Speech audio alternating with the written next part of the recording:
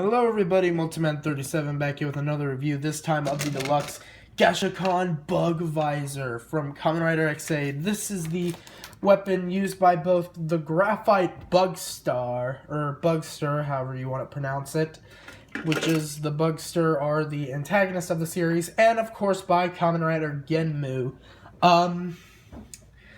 I actually did forget to review something from Ninja that I could have sworn I reviewed. I forgot to review Dino Maharu, so I'll get to that eventually. I forgot I did it, even though I could have sworn I did it. Like, I checked my channel one day and I realized I didn't do it, so I'll do that tomorrow. I've been really sick recently, so I haven't been able to get any videos up lately, because I had the flu. So, but I'm back. My voice is a little scratchy, but I'm back. So it comes with a few things. We got the grip itself, which I'll get into why I don't like this anyway. The grip, the toy itself is fine. And we got the bug visor itself. Right now I have it in pad mode. So take a look at the box, then the bug visor. So here we have a picture of Genmu and Graphite on the front with the gashacon bugviser in beam gun mode and chainsaw mode. On this side you got Graphite using it. On this side it has Genmu using it. Well, not really using it, but I guess. On the bottom it has Genmu in level 1 and 2 forms. Top it has Graphite with the bugviser in beam gun mode, pad mode, chainsaw mode, where Genmu is, and on the back, of course, is everything you're gonna do. And I didn't realize this thing was blocking the way, but yeah, you get the picture. So the gashacon bugviser does come with the grip, which does fit my hand quite well. So I have no problem holding on to this. Fits me pretty well. Could fit an adult hand. It seems like it would. So yeah, nothing special about it. It's just a hunk of black plastic. It is crucial in activating a lot of the sounds, but I do have a complaint with this grip. Which I'll get into more later. Actually, you need to hold it this way, not this way. But, yeah. I'll get into more of the troubleshooting with this grip when I get into the gashacon bugviser. Here it is in pad mode. This is actually a very unique among the gashacon weapons.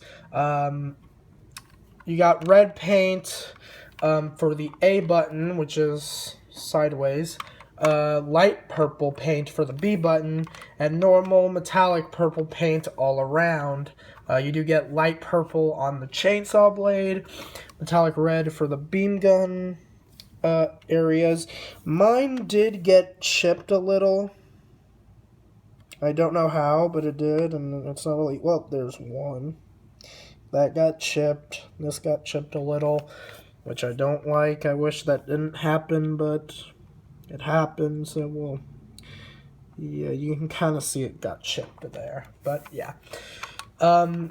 Actually, in reality, I think you're supposed to hold it like this because the shoulder buttons are on top. This does look like an actual gaming device, which does look pretty nice. I do like that aesthetic.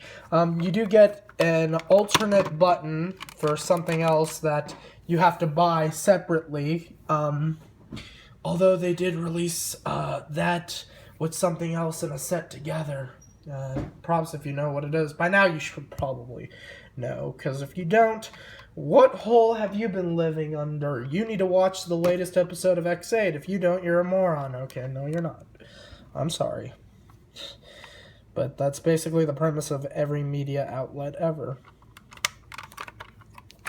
But yeah, very nice. You do get, the battery compartment is back here. It takes 2 AAAs. You do get little buttons right here. I'm not going to demonstrate both of them being held down because I'm going to save that for a later review.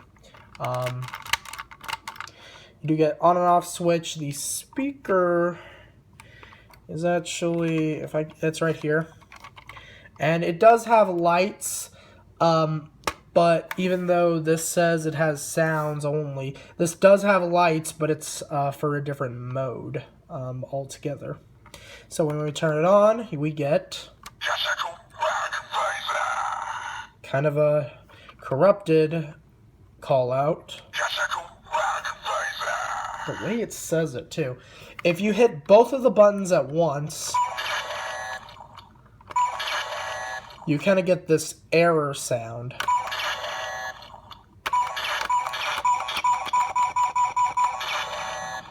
So, yeah. Hitting the B button in this mode. Okay, don't do that. Hitting the B button in this mode will get you. That noise is the infection noise for the Bugster virus. So the gashacon bugviser is one way that the virus gets spread, which is interesting. Now the A button is actually for Graphite's transformation, because this is what he used to transform. In order to do that, we need the grip part. Now, when you hit the A button, you're supposed to put it into this slot, but if you want, you can put it into this slot. But I'm going to do it the show accurate way and put it in the first slot. So, hit the A button. You can, of course, cancel it. And it kind of ends abruptly when you do. Anyway, put this on. By you.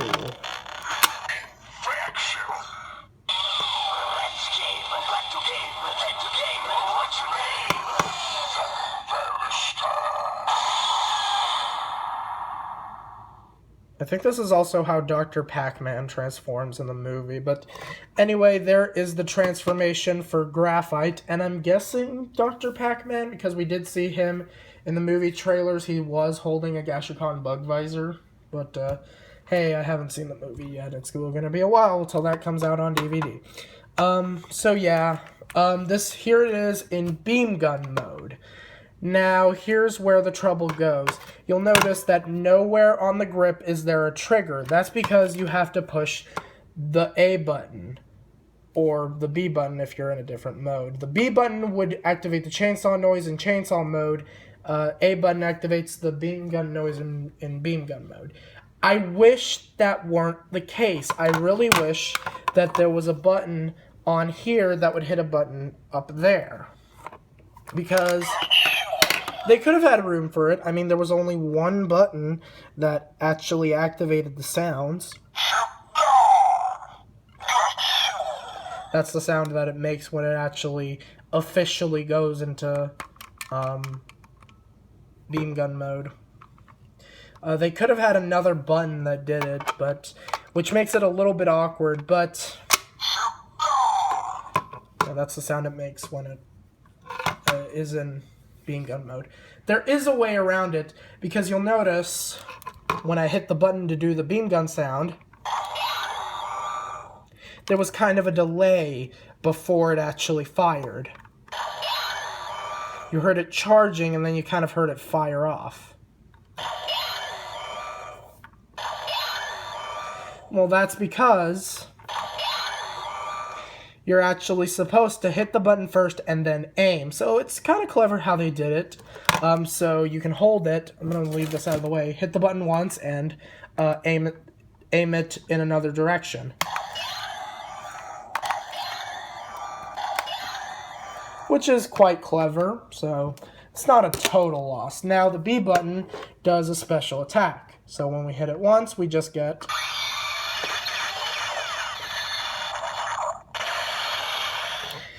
It does the same sound for each mode, by the way, which is a little bit disappointing.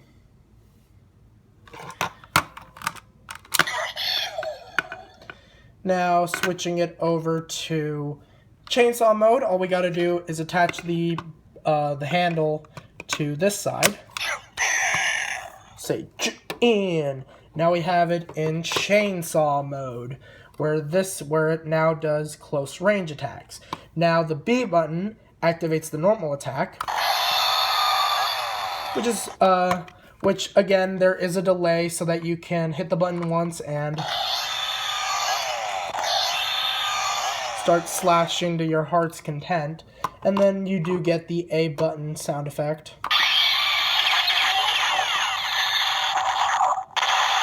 Doing the special attack, which is, if you could tell, the exact same as the beam gun mode, which I have no clue why that is. So, yeah. As it were, this does have compatibility with Rider Gashats. But, like I said in my previous Genmu-related reviews, this does not activate critical finishes. Well, what does it do? Well, I'll show you. If I were to insert, you actually insert the Gashat backwards rather than with the cover art facing. You want the QR code facing forward. So let me, turn off my front light and not have that get knocked over. Now, remember the red button right here? If I hit it,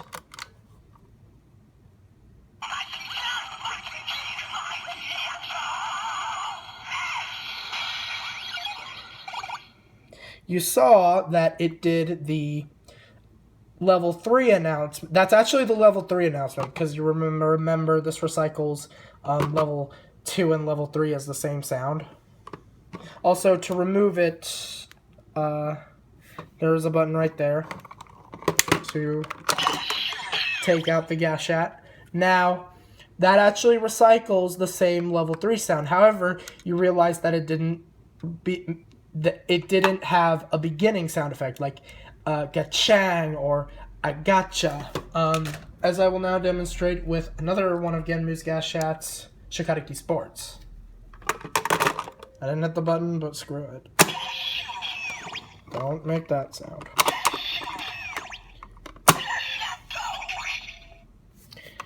Hit the button.